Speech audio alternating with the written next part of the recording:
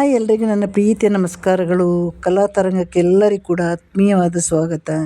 ನನ್ನ ಈ ಒಂದು ಚಾನಲ್ಗೆ ನಿಮ್ಮದೆಲ್ಲ ಸಪೋರ್ಟ್ ಇರಲಿ, ಹಾಗೆ ಪ್ರೀತಿ ಇರಲಿ. ಶೇರ್ ಮಾಡಿ, ಲೈಕ್ ಮಾಡಿ, ಕಮೆಂಟ್ ಮಾಡಿ, ಹಾಗೆ ಸಬ್ಸ್ಕ್ರೈಬ್ ಕೂಡ ಮಾಡಬೇಕು. ಇವತ್ತು ನಾನು ಸ್ಯಾಂಡಲ್ವುಡ್ ಕ್ವೀನ್ ಜೊತೆ ಬಂದಿದ್ದೀನಿ. ಇಂತಹ ಅದ್ಭುತ ಸುಂದರಿಗೆ ಒಂದು ಹಾಡು ಹಾಡಿಲ್ಲ ಅಂದರೆ ಖಂಡಿತವಾಗಿ ಕಮ್ಮಿನೇ ಆಗುತ್ತೆ. ನನಗೆ ಹಾಡು ಬರುತ್ತೋ ಬರಲ್ವೋ ಅದು ಸೆಕೆಂಡ್ರಿ. ಯಾಕೆಂದರೆ ಹಾಗೆ ನನಗೆ ಲಕ್ಷಾಂತರ ಜನ ಫ್ಯಾನ್ಸ್ ಇದ್ದಾರೆ. ನಮ್ಮ ರಮ್ಯ ಅವರಿಗೆ, ಇವರ ಚೆಲುವಿಗೂ ಸಾಕಷ್ಟು ಜನ ಫ್ಯಾನ್ಸ್ ಇದ್ದಾರೆ, ಇವರ ನಟನೆಗೂ ಫ್ಯಾನ್ಸ್ ಇದ್ದಾರೆ, ಇವರ ಬೋಲ್ಡ್ ಮಾತಿಗೂ ಕೂಡ ಫ್ಯಾನ್ಸ್ ಇದ್ದಾರೆ. ಹಾಗೂ ಕೂಡ ನಾನು ಒಳ್ಳೆ ಫ್ಯಾನ್ ಇವರಿಗೋಸ್ಕರ ಒಂದೆರಡು ಲೈನ್ ಹಾಡು ಹಾಡಲೇಬೇಕು. ಚಂದಕ್ಕಿಂತ ಚಂದ ನೀನೆ ಸುಂದರ, ಚಂದಕ್ಕಿಂತ ಚಂದ ನೀನೆ ಸುಂದರ, ನಿನ್ನ ನೋಡ ಬಂದ ಬಾನಚಂದಿರ, ನಿನ್ನ ನೋಡ ಬಂದ ಬಾನಚಂದಿರ, ಅಂದ ಚಂದವು ನೀನೇ ಎಂದರು, ಅಂದ ಚಂದವು ನೀನೇ ಎಂದರು, ಚಂದ ಅಂದ ಅಂದ ಚಂದ ಚೆಂದುಳ್ಳಿ ಚೆಲುವೆ ಓ ನನ್ನ ಒಲವೇ, ಚಂದಕ್ಕಿಂತ ಚಂದ ನೀನೆ ಸುಂದರ. ಹೌದಲ್ವ? 2003 ಇದುವರೆಗೆ ಚಂದಕ್ಕಿಂತ ಚಂದ ಈ ಚೆಲುವೆ ಅಲ್ವಾ? ಇಂತಹ ಒಂದು ಚೆಲುವೆ ಮತ್ತು ಕನ್ನಡ ಚಿತ್ರರಂಗಕ್ಕೆ 2003 ಬಂದಿಲ್ಲ ಅಂತ ಅನಿಸುತ್ತೆ. ಕನ್ನಡಕ್ಕೆ ಸಿಕ್ಕಿದ ಒಂದು ವಿಶೇಷವಾದ ನಟಿ ನಮ್ಮ ರಮ್ಯವರು. ರಮ್ಯವರಿಗೆ ಬಹಳಷ್ಟು ಫ್ಯಾನ್ಸ್ ಇದ್ದಾರೆ. ಅದು ಯಾವ ರೀತಿಯ ಫ್ಯಾನ್ಸ್ ಅಂತ ಹೇಳಲಿಕ್ಕಾಗಲ್ಲ. ಕೆಲವು ಅವರ ಒಂದು ಬೋಲ್ಡ್ ಮಾತಿಗೆ ಫ್ಯಾನ್ಸ್ ಆದವರು ಇದ್ದಾರೆ, ಹಾಗೆ ಅವರ ಒಂದು ಲುಕ್ಕಿಗೆ ಫ್ಯಾನ್ಸ್ ಆದವರು ಇದ್ದಾರೆ, ಅವರ ಸಿನಿಮಾಕ್ಕೆ, ಅವರಿಗೆ ಸಿಕ್ಕಿದ ಕಥಾಪಾತ್ರಗಳಿಗೆ ಎಲ್ಲದಕ್ಕೂ ಫ್ಯಾನ್ಸ್ ಆದವರು ಇದ್ದಾರೆ. ಹಾಗೆ ಸ್ವಲ್ಪ ಹೆಣ್ಣು ಮಕ್ಕಳಿಗಿಂತ ಗಂಡ ಮಕ್ಕಳು ಇನ್ನಷ್ಟು ದೊಡ್ಡ ಫ್ಯಾನ್. ಇವತ್ತಿಗೂ ನಿಮ್ಮ ಇಷ್ಟದ ನಟಿ ಯಾರು ಕೇಳಿದರೆ ಅವರು ರಮ್ಯ ಅಂತಲೇ ಹೇಳ್ತಾರೆ. ಯಾಕಂದರೆ ರಮ್ಯ ಅವರು ಅದಾಗಲೇ 2011 ಚಿತ್ರರಂಗದಿಂದ ಸ್ವಲ್ಪ ದೂರ ನಿಂತರು. ಅವರು ರಾಜಕೀಯಕ್ಕೆ ಪ್ರವೇಶ ಮಾಡಿದ ಮೇಲೆ ಚಿತ್ರರಂಗಕ್ಕೆ ಅಷ್ಟೊಂದಾಗಿ ಅವರು ಬರಲಿಲ್ಲ. ಹಾಗಾಗಿ ಅವರು ಎಲ್ಲೇ ಯಾರು ಕೇಳಲಿ, ಯಾರು ಇಷ್ಟವಾದ ನಟಿ ಅಂದರೆ ರಮ್ಯಾ ಅಂತಲೇ ಹೆಸರು ಬರೋದು. ಯಾಕಂದರೆ ಅದೊಂದು ವಿಶೇಷವಾದ ಚೆಲುವಿತ್ತು. ಹಾಗೆ ಅವರ ಒಂದು ಬ್ಯೂಟಿ ಬೇರೆ ಒಂದು ವಿಶೇಷವಾಗಿತ್ತು. ಅವರ ನಟನೆ ಎಲ್ಲವೂ ಕೂಡ ವಿಶೇಷವಾಗಿತ್ತು. ಧೈರ್ಯವಂತ ಹುಡುಗಿ, ಆಮೇಲೆ ನೇರ ಮಾತು, ಯಾರಿಗೂ ಕೂಡ ಭಯಪಡ್ತಾ ಇರಲಿಲ್ಲ. ಅವರು ಚಿತ್ರರಂಗದಲ್ಲೇ ಆಗಲಿ, ರಾಜಕೀಯದಲ್ಲಾಗಲಿ, ಈ ಥರ ಪ್ರೇಕ್ಷಕರಿಗಾಗಲಿ ಯಾರಿಗೂ ಭಯಪಡದಂತಹ ಒಂದು ಗಟ್ಟಿಗಿತಿ ನಟಿಯಾಗಿದ್ದರು. ತೆರೆ ಮೇಲೆ ನೋಡಿ ಎಲ್ಲೂ ಇವರನ್ನೀಗ ಕಾಣಿಸೋದಿಲ್ಲ. ಮತ್ತು ಕೂಡ ಇವರಿಗೆ ಅಲ್ಲಿ ಇವರ ವರ್ಚಸ್ಸು ಖಂಡಿತವಾಗಿ ಕಮ್ಮಿ ಆಗಿಲ್ಲ. ಇವರು ಎಲ್ಲೇ ಹೋಗಲಿ ಅಲ್ಲಿ ಜನಸಂದಣಿ ಸೇರ್ತಾರೆ. ಹಾಗೆ ಅವರಿಗೆ ವಯಸ್ಸಾಗ್ತಾ ಹೋಗ್ತಾ ಹಾಗೆ ಅವರ ಸೌಂದರ್ಯ ಇನ್ನಷ್ಟು ಹೆಚ್ಚುತ್ತಾ ಹೋಗುತ್ತೆ. ಅದೊಂದು ವಿಶೇಷ. ಮತ್ತು ನಮ್ಮ ರಮ್ಯ ಅವರು ಏನೇ ಮಾತಾಡಲಿ ಅದು ಕೂಡ ವೈರಲ್ ಆಗುತ್ತೆ. ಅವರು ಸಾಮಾಜಿಕ ಜಾಲತಾಣದಲ್ಲಿ ಸ್ವಲ್ಪ ಹೆಚ್ಚಾಗಿ ಕಾಣಿಸ್ಕೊಳ್ತಾರೆ. ಹಾಗೆ ಏನೇ ಮಾಡಿದರೂ ಅದೊಂದು ವಿಶೇಷ ವೈರಲ್ ಆಗುತ್ತೆ. ಅದು ಅವರ ಮೇಲೆ ಇಟ್ಟಿರುವ ಒಂದು ಅಭಿಮಾನ ಮತ್ತು ಪ್ರೀತಿ. ಅದರಲ್ಲಿಯೂ ಗಂಡು ಮಕ್ಕಳಿಗೆ ಇನ್ನಷ್ಟು ಸ್ವಲ್ಪ ಹೆಚ್ಚಿನ ಪ್ರೀತಿ ಇದೆ. ಇವತ್ತು ಕೂಡ ಅವರು ಚಿತ್ರರಂಗಕ್ಕೆ ಕಮ್ಬ್ಯಾಕ್ ಮಾಡಿದರೆ ಖಂಡಿತವಾಗಿ ನಮ್ಮ ಕನ್ನಡದ ಪ್ರೇಕ್ಷಕರು ಎರಡು ಕೈ ಚಾಚಿ ಅವರನ್ನು ಇಲ್ಲಿಗೆ ಕರ್ಕೊಂಡು ಬರ್ತಾರೆ ನಮ್ಮ ಕನ್ನಡ ಚಿತ್ರರಂಗಕ್ಕೆ. ಹಾಗೆ ಅವರು ಯಾವುದೇ ಚಿತ್ರದಲ್ಲಿ ಇವತ್ತು ನಟಿಸಿದರೂ ಕೂಡ ಚಿತ್ರ ಖಂಡಿತವಾಗಿ ಒಳ್ಳೆಯ ಒಂದು ಬೆಳವಣಿಗೆಯನ್ನು ಕೂಡ ಕಾಣ್ಬೋದು. ರಮ್ಯ ಅವರು ಹುಟ್ಟಿರೋದು ನವಂಬರ್ 29, 1982. ಅವರು ಹುಟ್ಟಿದ್ದೆಲ್ಲ ಬೆಂಗಳೂರಲ್ಲೇ ಹುಟ್ಟಿದ್ದು. ಅವರ ಒಂದು ಹುಟ್ಟು ಸ್ಥಳವೂ ಕೂಡ ಸದಾಶಿವನಗರ ಆಗಿತ್ತು. ಆದರೆ ಇವರು ಶಾಲಾ ಮತ್ತು ಇವರ ಕಾಲೇಜೆಲ್ಲ ಚೆನ್ನೈ, ಊಟಿಯಲ್ಲಿ ನಡೆಯಿತು. ಯಾಕಂದರೆ ಇವರ ಪೇರೆಂಟ್ಸ್ ಆ ಸಮಯದಲ್ಲಿ ಬಹಳ ಬ್ಯುಸಿಯಾಗಿದ್ದರು. ಇವರು ಮತ್ತು ಒಬ್ಬರೇ ಮಗಳು ಕೂಡ. ಹಾಗಾಗಿ ಇವರ ಎಲ್ಲ ಶಿಕ್ಷಣ ಎಲ್ಲ ನಮ್ಮ ತಮಿಳುನಾಡಲ್ಲೇ ನಡೆಯಿತು. ಆದ ನಂತರ ಇವರು ಸಿನಿಮಾ ರಂಗಕ್ಕೆ ಹೇಗೆ ಪ್ರವೇಶ ಮಾಡಿದ್ರು ಅಂದರೆ, ಇವರೊಂದು ಶೂಟಿಂಗ್ಗೆ ಬಂದಿದ್ರಂಥದ್ದು. ಯಾವ ಶೂಟಿಂಗ್ ಅಂತ ನನಗೆ ಅಷ್ಟೊಂದು ಸರಿಯಾಗಿ ಗೊತ್ತಿಲ್ಲ. ರಾಘವೇಂದ್ರ ರಾಜ್ಕುಮಾರ್ ಅವ್ರದ್ದು ಏನು ಗೊತ್ತಿಲ್ಲ. ರಾಘವೇಂದ್ರ ರಾಜ್ಕುಮಾರ್ ಅವರ ಕಣ್ಣಿಗೆ ನಮ್ಮ ರಮ್ಯ ಅವರು ಬಿದ್ದಾಗ ಇವರ ಒಂದು ಸೌಂದರ್ಯ ನೋಡಿ ಅವರು ಡೈರೆಕ್ಟರ್ ಕೇಳೇ ಬಿಟ್ರಂತೆ, ನಿಮಗೇನು ಸಿನಿಮಾದಲ್ಲಿ ನಟನೆ ಮಾಡಿದರೆ ಅಂತ. ಅದೆಲ್ಲ ಇವರಿಗೆ ಸಣ್ಣ ಒಂದು ಆಸೆ ಮೂಡಿತು. ನಂತರದಿಲ್ಲದ ಹಾಗೆ ಹೋಯಿತು. ಹೋದ್ಮೇಲೆ ಅದು ಅವರ ವಿಳಾಸ ತಗೊಂಡಿದ್ರು, ಅದು ಏನು ಅಂತ ಅದರ ಬಗ್ಗೆ ಕೂಡ ಮಾಹಿತಿ ಇಲ್ಲ. ಇಲ್ಲದನ್ನು ಇಲ್ಲಿ ಹೇಳಲೂಬಾರ್ದು. ಅನಂತರದಲ್ಲಿ 2003 ಆಗ ನಮ್ಮ ಅಪ್ಪು ಕೂಡ ತೆರೆ ಮೇಲೆ ಪ್ರವೇಶ ಮಾಡಿದಂತಹ ಒಂದು ಸಮಯ, ರಕ್ಷಿತ್ ಅವರ ಜೊತೆ ಎಲ್ಲ ಸಿನಿಮಾ ಎಲ್ಲ ಮಾಡಿದಂತಹ ಕಾಲದಲ್ಲಿ ಇವರಿಗೆ 2003 ಒಂದು ಅಭಿ ಅನ್ನುವ ಸಿನಿಮಾ ಕೊಡ್ತಾರೆ. ಅದರಲ್ಲಿ ಅಪ್ಪು ಜೊತೆ ನಾಯಕಿಯಾಗಿ. ಆ ಸಿನಿಮಾ ಅಂತೂ ಭರ್ಜರಿಯಾಗಿ ಓಡುತ್ತೆ. ಎಲ್ಲರ ಮನೆ ಮಾತಾಗ್ತಾರೆ. ಏನು ಸಿನಿಮಾ ಕಥೆಗಿಂತ ಹೆಚ್ಚಾಗಿ ಈ ಅಪ್ಪು ಮತ್ತು ರಮ್ಯಾ ಅವರ ಕಾಂಬಿನೇಷನ್ ಇದೆ ಅಲ್ವ, ನನಗೂ ಕೂಡ ಬಹಳ ಇಷ್ಟ. ಇವತ್ತಿಗೂ ನಾನು ಹೇಳ್ತೀನಿ, ಅಪ್ಪುಗೆ ನೆಚ್ಚಿನ ಒಂದು ಜೋಡಿ ಯಾರಂದರೆ ರಮ್ಯಾ, ರಮ್ಯಾಗೆ ಒಂದು ಸರಿಯಾದ ಜೋಡಿ ಅಂದರೆ ಅಪ್ಪು ಅಂತ. ಇವರ ಜೋಡಿ ಒಂಥರ ಮನೆ ಮಾತಾಗುತ್ತೆ. ಹಾಗೆ ಮತ್ತಷ್ಟು ಇವರ ಸಿನಿಮಾ ಬರಲಿಕ್ಕೋಸ್ಕರ ಜನಗಳು ಕಾಯ್ತಾ ಇರ್ತಾರೆ. ಹಾಗೇ ಸ್ಯಾಂಡಲ್ವುಡ್ಡಿಗೆ ಬಂದ ಕೂಡಲೇ ಅವರಿಗೆ ಒಂದು 10 ಪಿಕ್ಚರ್ ಮಾಡಿದ ನಂತರ ಬೇರೆ ಭಾಷೆಯಿಂದ ಕೂಡ ಕೆಲವು ಒಂದು ಅವಕಾಶಗಳು ಸಿಗುತ್ತೆ. ಅದರಲ್ಲಿ ಬೇರೆ ಭಾಷೆಗಳಲ್ಲಿ ಮಾಡಿದ್ದಾರೆ ಇವರು.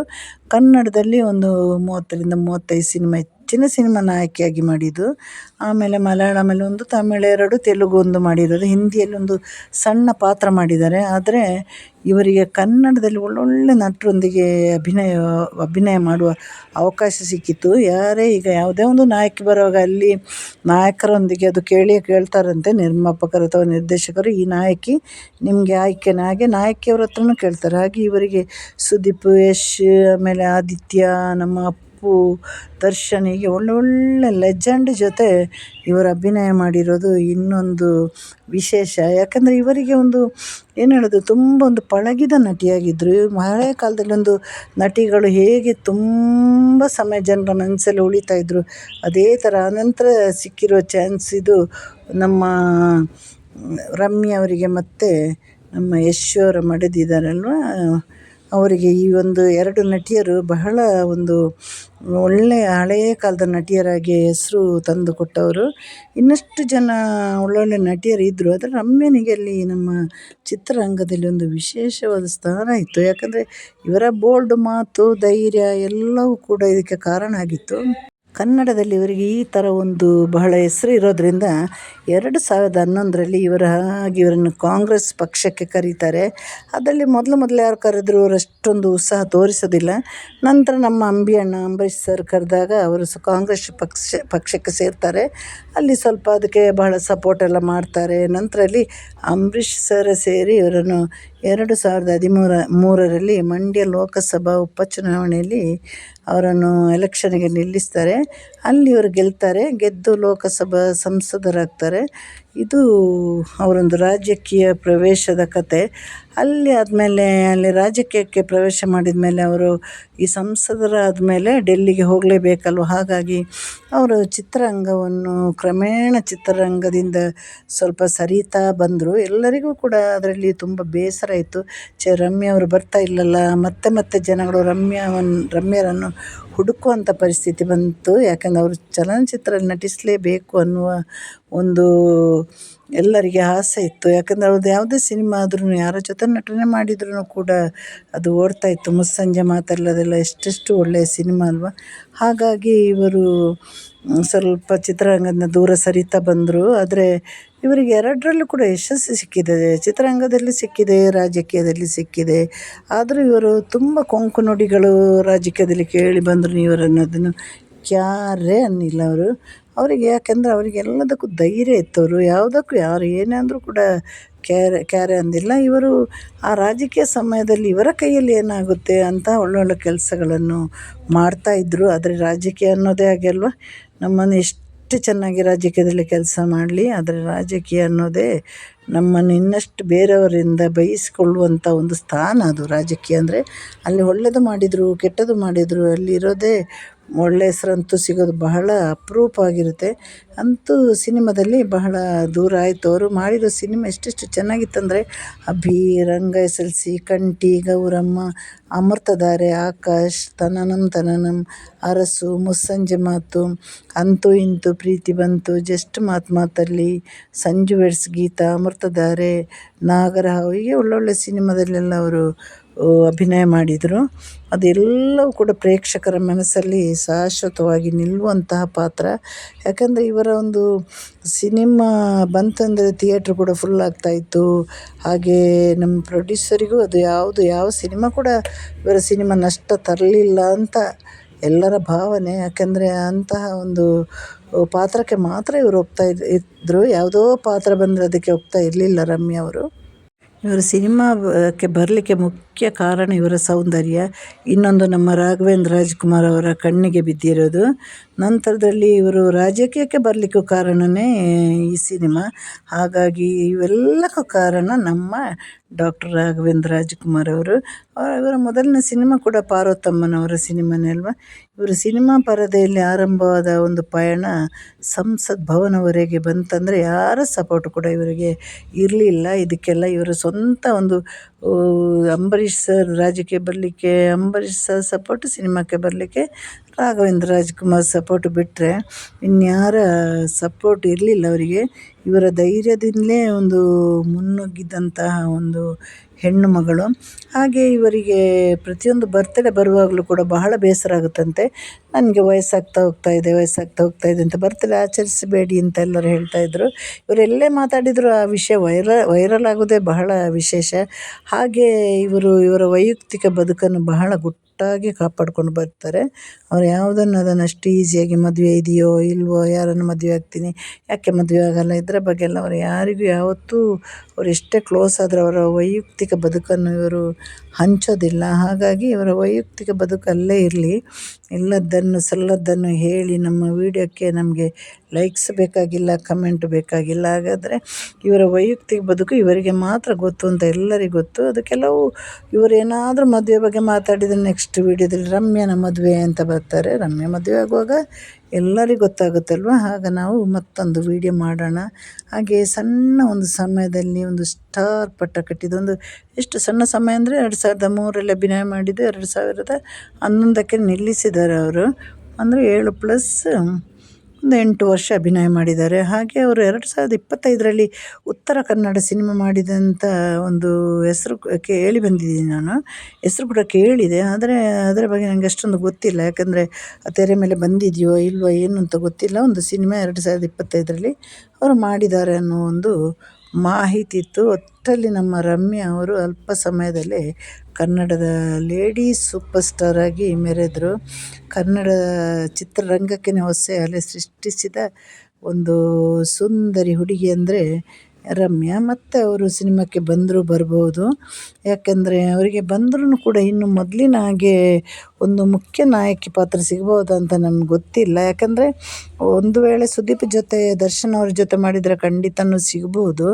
ಯಾಕಂದರೆ ಹೊಸ ನಟರೊಂದಿಗೆ ಅದು ಸಾಧ್ಯ ಆಗೋದಿಲ್ಲಲ್ಲ. ವಯಸ್ಸು ದಿನದಿಂದ ದಿನಕ್ಕೆ ವಯಸ್ಸಾಗ್ತಾ ಹೋಗ್ತಿದೆ. ವಯಸ್ಸಾದಾಗೆ ಇವರ ಸೌಂದರ್ಯದ ಒಂದು ಇದು ಕೂಡ ಜಾಸ್ತಿ ಆಗ್ತಾನೆ ಹೋಗುತ್ತೆ. ಹಾಗಾಗಿ ಮುಂದೆ ಕಾದು ನೋಡಬೇಕು. ಅವರು ಸಿನಿಮಾಕ್ಕೆ ಬರ್ಬೋದು, ಬರದೇನೂ ಇರ್ಬೋದು.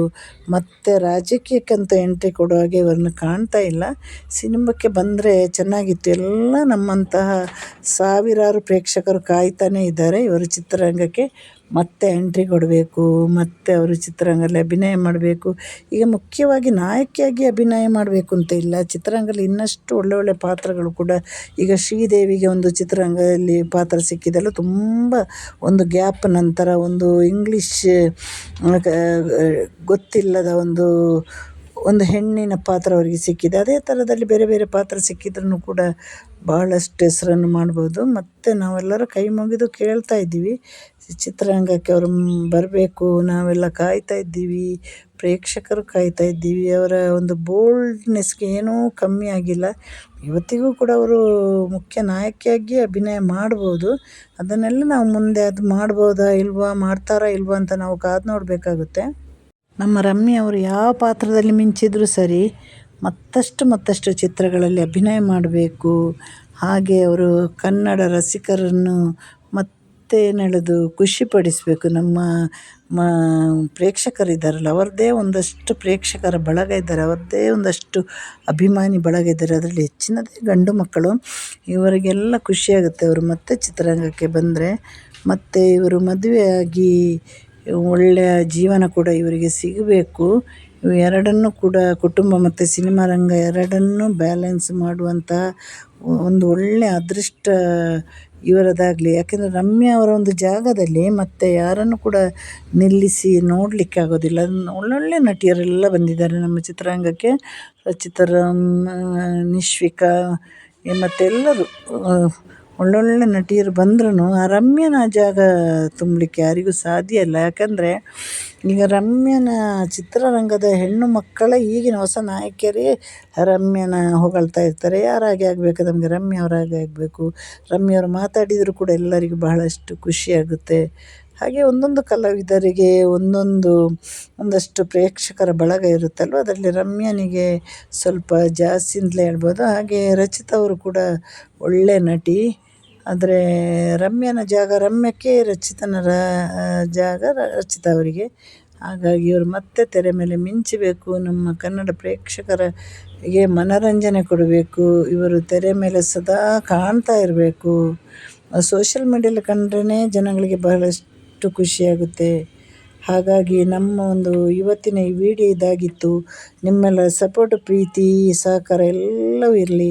ಕಮೆಂಟ್ ಮಾಡಿ, ಲೈಕ್ ಮಾಡಿ, ಶೇರ್ ಮಾಡಿ, ಸಬ್ಸ್ಕ್ರೈಬ್ ಕೂಡ ಆಗಿ. ಹಾಗೆ ನನ್ನ ತಪ್ಪಿದ್ದಲ್ಲಿ ತಿದ್ದಿ, ಯಾವ ಬೇಸರವೇ ಇಲ್ಲ. ನನಗೆ ತಪ್ಪನ್ನು ತಿದ್ದೋರನ್ನ ಕಂಡ್ರೆ ಇನ್ನಷ್ಟು ಇಷ್ಟ. ಯಾಕೆಂದರೆ ನಾನು ಆ್ಯಕ್ಚುಲಿ ಮಲಯಾಳಂ ಮಾತಾಡೋಳು ಮನೆಯಲ್ಲಿ.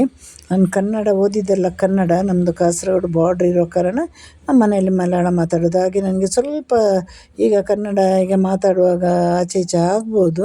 ಅದನ್ನೆಲ್ಲ ನಿಮ್ಮ ಹೊಟ್ಟೆ ಒಳಗಡೆ ಹಾಕಿ ನನಗೆ ಕ್ಷಮೆ ಕೊಟ್ಟು ನನ್ನ ತಪ್ಪನ್ನು ತಿದ್ದಿದರೆ ಮುಂದಿನ ವೀಡಿಯೋದಲ್ಲಿ ನಾನು ಇನ್ನಷ್ಟು ಇಂಪ್ರೂವ್ ಮಾಡಿಕೊಂಡು ಬರ್ತೀನಿ. ನೀವು ತಪ್ಪನ್ನು ತಿದ್ದ ತಕ್ಷಣ ನನಗೆ ಯಾವುದೇ ಬೇಸರ ಇಲ್ಲ. ಎಲ್ಲರಿಗೂ ಟಾಟಾ ಬಾಯ್, ಸಿ ಯು, ಟೇಕ್ ಕೇರ್.